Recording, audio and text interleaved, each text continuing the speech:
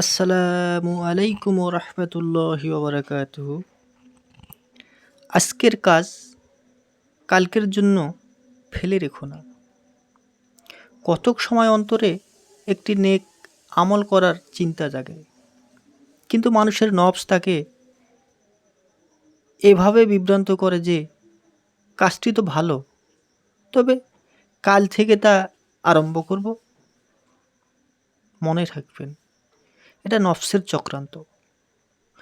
কারণ ওই কাল আর কখনো আসে না।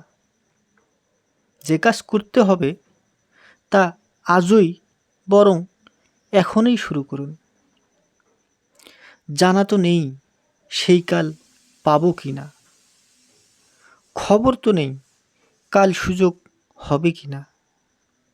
কি জানি কাল এই চাহিদা থাকে কি না।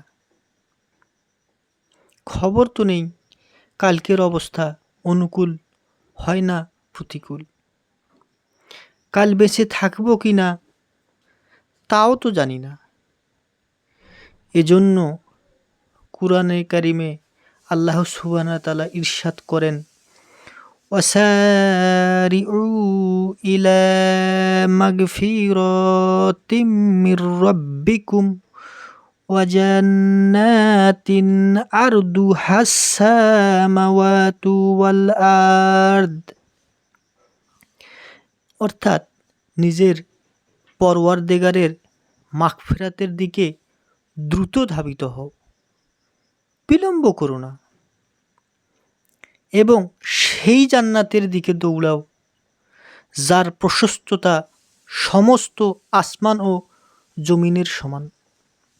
যাই হোক, আমি বলছিলাম যে আজ আমার অলসতা লাগছিল, কিন্তু আমার হজরতের এসব কথা স্মরণ হলো, যার ফলে আসার হিম্মত হলো, চলে আসলাম।